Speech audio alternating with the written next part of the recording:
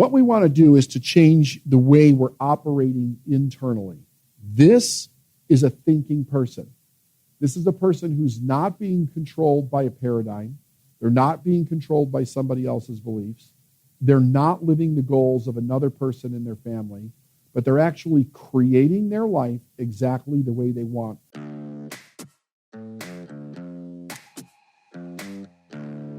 Successful people learn how to make their mind work for them. I'm David Nagel, and this is the Successful Mind Podcast.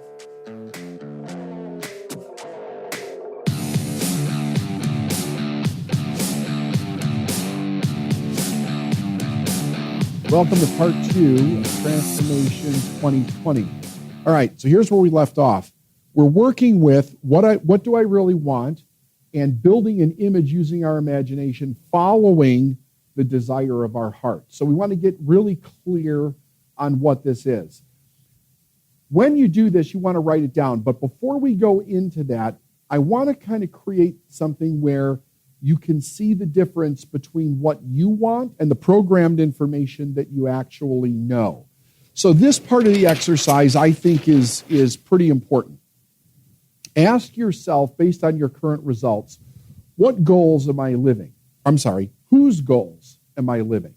Meaning that our life, if we really take a close look at it, we will find that it is going to resemble our mother or our father or other people of influence on either side of the family.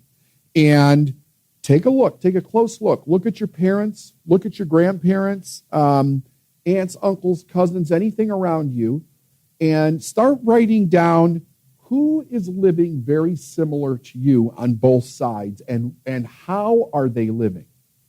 You also might ask yourself, what belief systems do I have that are just like my parents? So ask yourself, what did your parents believe about money?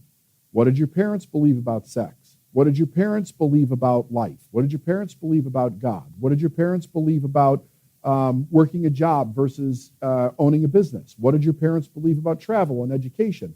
Go through a variety of different things and write those beliefs down and ask yourself, do I have the same belief? If so, why? Because unless we really take a look at what we believe, we're not coming from a place where we're making a conscious choice.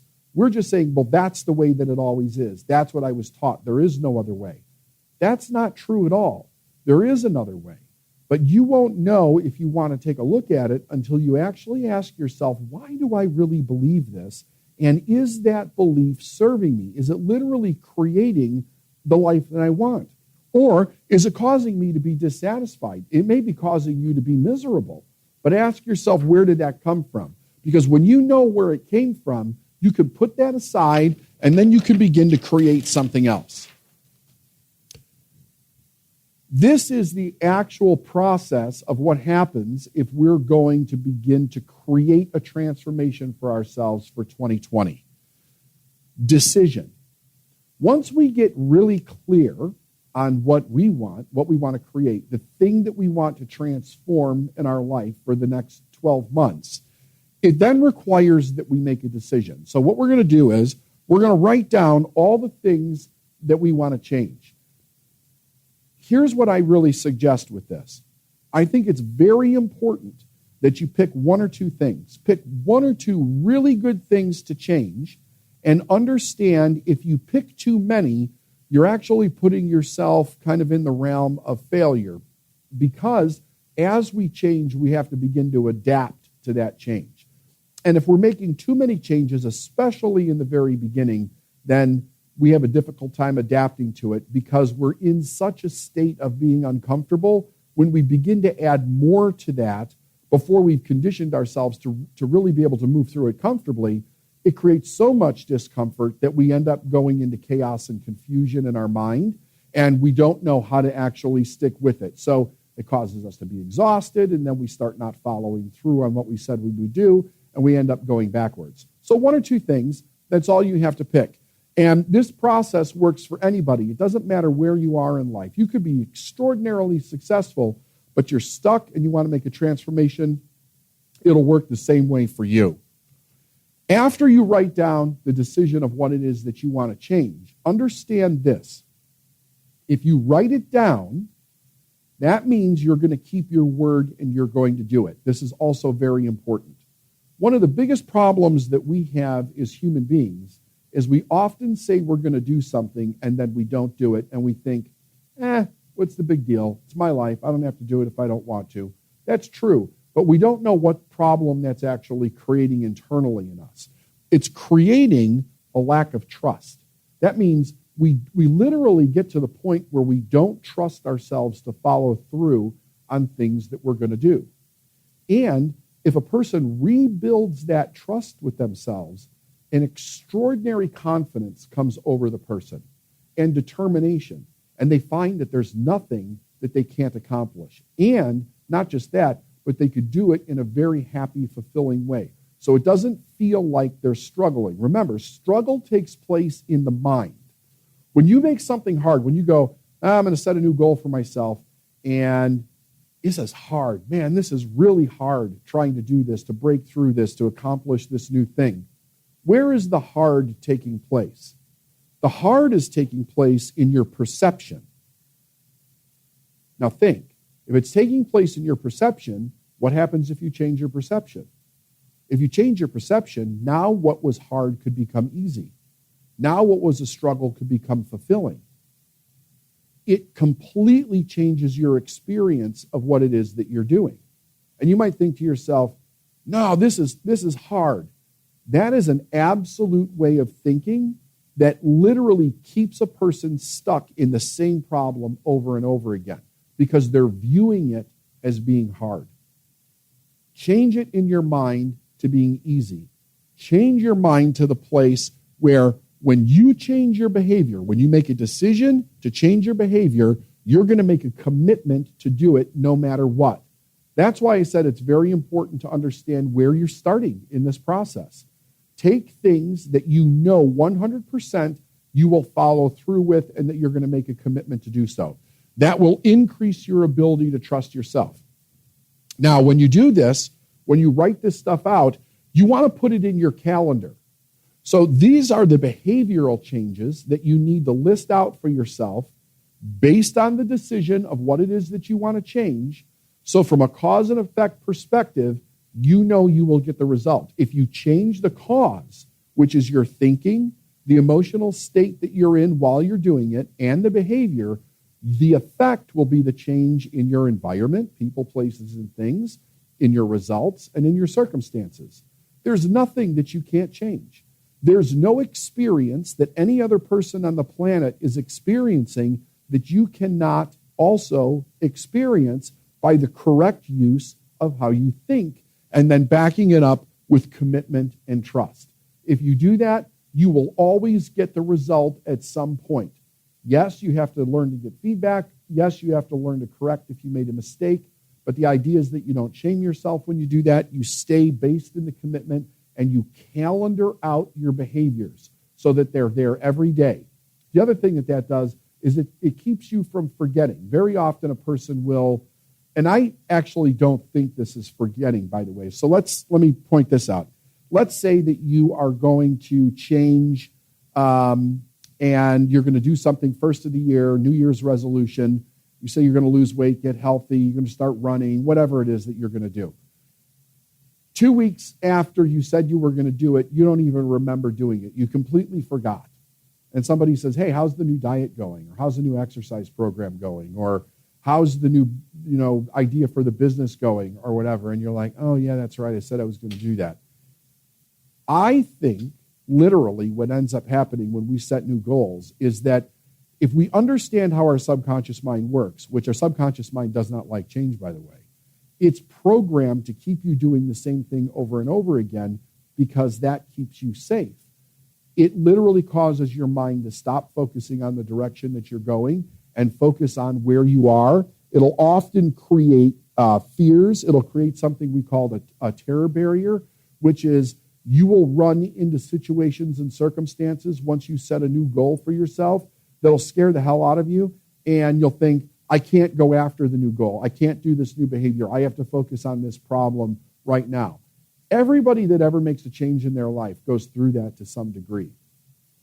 The understanding part is understanding that that's what it is. It's your subconscious mind trying to hold you back, even though you're completely having the experience, and now you have to move through the experience. So, like I said on the first episode of this, one of the ways that happens is fear. And people always ask, well, what do I do with the fear? Here's what you do with the fear. You allow the fear to be there. You just don't focus on it. You focus on the excitement, the enthusiasm, the direction, and the commitment that you're going, and you allow yourself to be afraid while you're doing it. Completely new behavior. Your subconscious mind does not know what to do with that. But as you begin to move through it, regardless of the fact that you're afraid, you begin to have a different experience in life.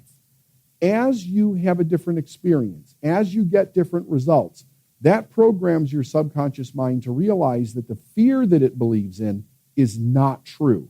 And that fear begins to go away. And it's taken over by excitement and joy, fulfillment. Like, it's a real blast to be able to go out there and create the life that you want as those fears begin to go away.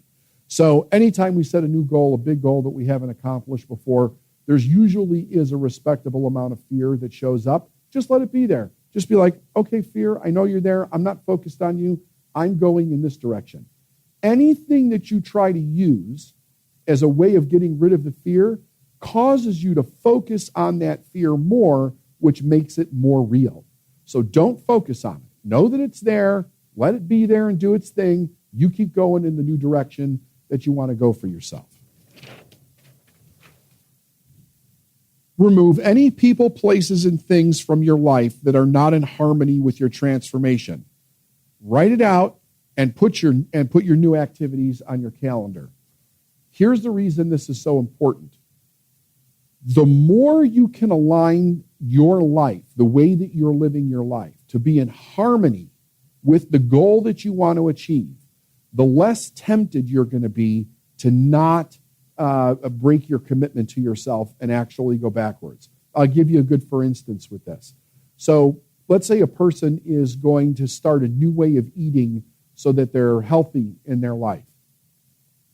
If we're going to change our environment, the best thing that we can do is go through our refrigerator, our pantry, like go through all the food that's in our house, and anything that we should not be eating, get rid of it. Get it out of your house. This way, during moments of fatigue, during moments of weakness, you won't be tempted to go eat the thing that you're not supposed to eat. And then stock your house with plenty of foods and drinks of the things that you're committing to eating.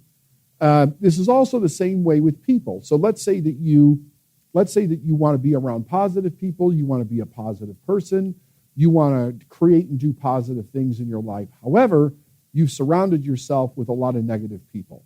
The best thing that you could do is to just let them go, ignore them, stay away from them, and begin to create and bring positive people into your life that have the ability to support the direction that you're going in. I know what you're thinking. What about if it's family? Good point. So one of the pieces of advice that was given to me in the very beginning was the people that are most dysfunctional in your family, or maybe you even have toxic people in your family, you, instead of removing them right off the bat, because most people just won't do it. They don't see the logic in it. They have to learn a lot to get to the point where they feel empowered to make a choice to remove people in their family if they're actually toxic. But the idea is this: just don't be around them that often. And when you are, don't be around them as long. Don't spend a lot of time with them. You don't have to completely remove them in the beginning, but just don't spend a lot of time with them. And here's something else I would suggest. Do not share your dream with anybody that does not have the ability to positively support you in the outcome of that dream. How would you know who these people are? They're generally people that have not gone after any dreams in their own life. They actually outwardly or inwardly, secretly, live in regret that they did not go after what it is that they want in life. Generally, those individuals do not have the ability to support you. And you'll end up with people making comments, people making fun of you, people putting you down. people judging you, like saying, what are you, a big shot now? Or who do you think you are to do these magnificent things in your life? And when they're people that we care about, when they're people that we love, those things really hurt. And at the time you're making this growth, having that around you is not a good thing, because you'll have way too many things telling you that you can't do something versus things and people telling you that you can. Now, what we want to do is to change the way we're operating internally. This is a thinking person. This is a person who's not being controlled by a paradigm. They're not being controlled by somebody else's beliefs. They're not living the goals of another person in their family, but they're actually creating their life exactly the way they want to. So let's look at the process. The process is that you create this new image, the new image that you're holding in your mind. That image is not a reflection of your results, your circumstances, and your environment from the past. It is completely new. In the beginning, you won't have these new results. You'll have your current results, but you hold the new image in your mind. I would also suggest that your goal, your transformation, is written out in great detail, and it's something that you read at least 3 times a day. You read it in the morning when you look at your calendar and the new behaviors that you have to do. So you ask yourself this question: how do I want to show up with all the things that are on your calendar? How do I want to show up as a person today for these new things? So it's fresh in your mind in the morning. Read it once in the afternoon, and then at night, read it again and ask yourself how you did for the day. If you do this every day without question, you're literally going to change the way that you're thinking about what you're doing. You're going to be mindful of how you're showing up during the day. You're going to be mindful of the progress that you're making. You'll be mindful of what you're experiencing that's difficult so that you can begin to change the way that you're thinking about those things. This image is also a reflection of the desire and the image that you're holding subconsciously as far as a fantasy of what you really want to create your life. But you hold the image consciously. As you get emotionally involved in that image, it programs into your subconscious mind, and the old image that you were holding, the how, begins to dissolve. It begins to lose its power over you.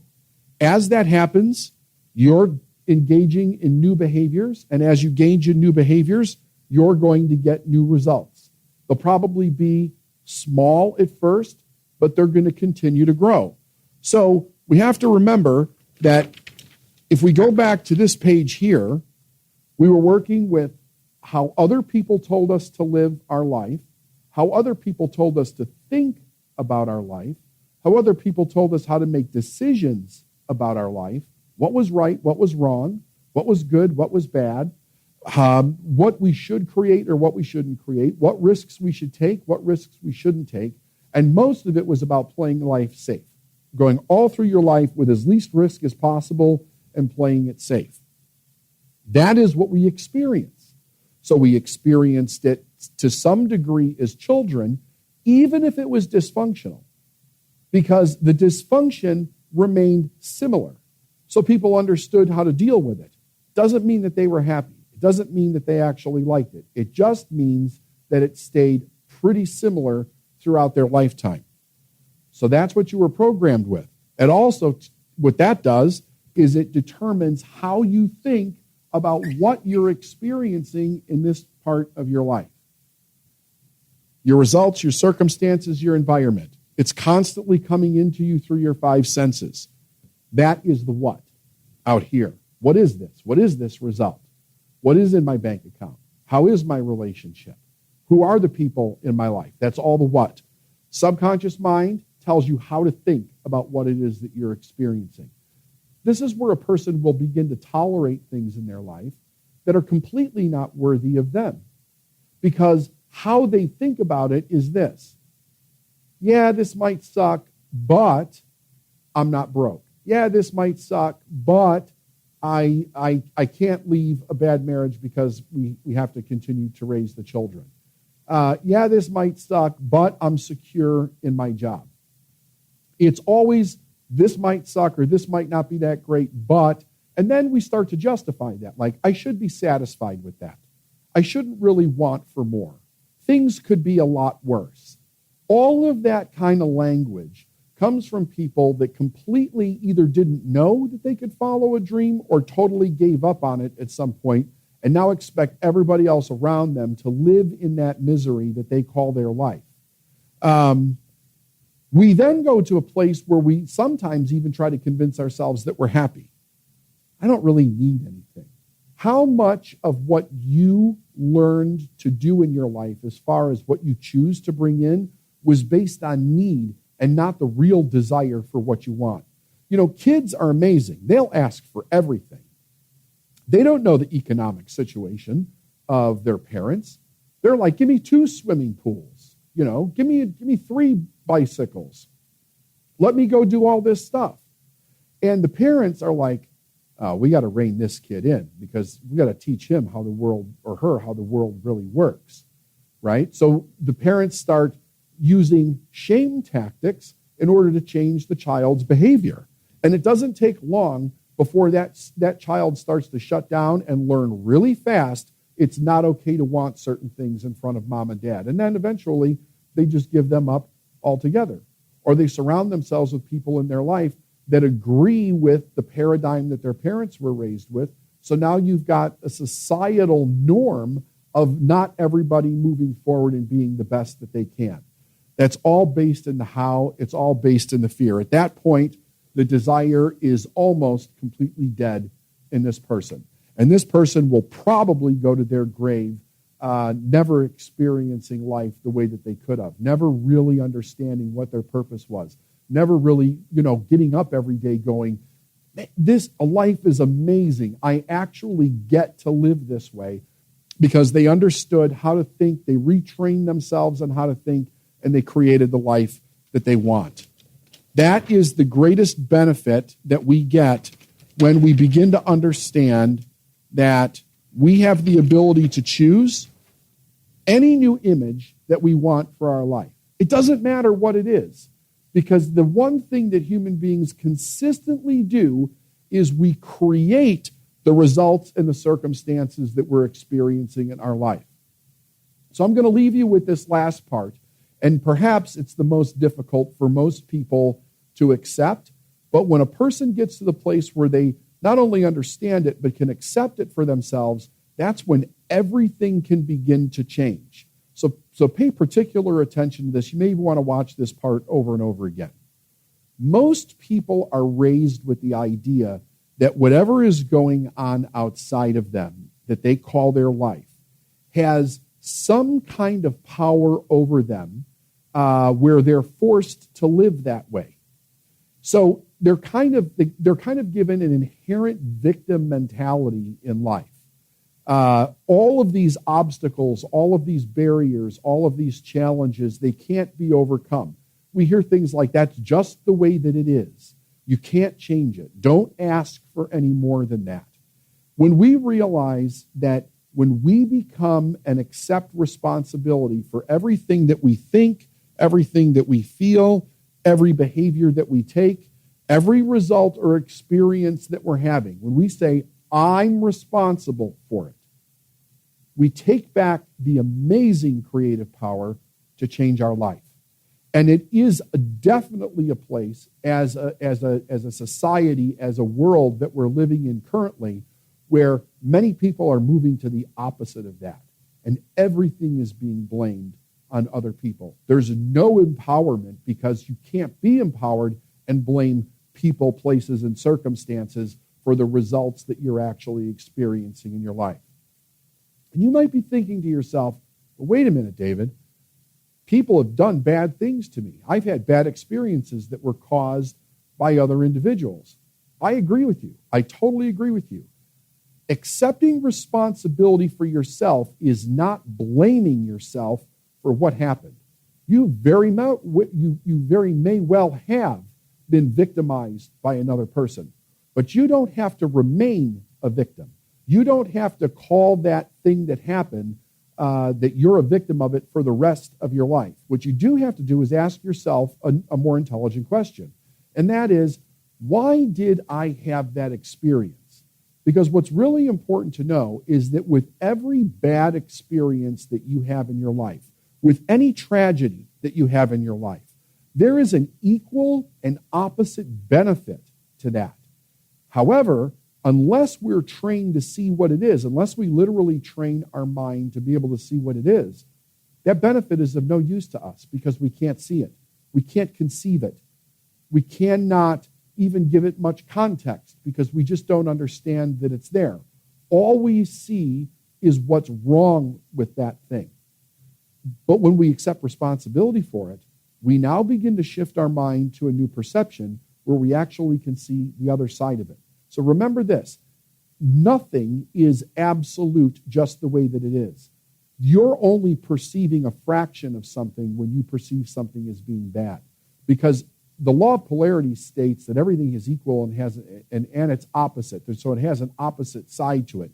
You couldn't have one side of this marker without the other. There's nothing that's created in the universe that was created as a half. Everything was created as a whole. Everything is created complete. Part of training your mind to think the way that you want to think is to be able to see the completeness in everything so that you can discover what the truth is. When you can discover what the truth is, you can be more empowered to make better decisions for your life. And when you accept responsibility for your life, for the way that you think, for the way that you feel, for your behaviors, for the circumstances that you're experiencing, you empower yourself to be able to see that truth and make a new decision. Take this information and make 2020 the best year of your life. You can do it.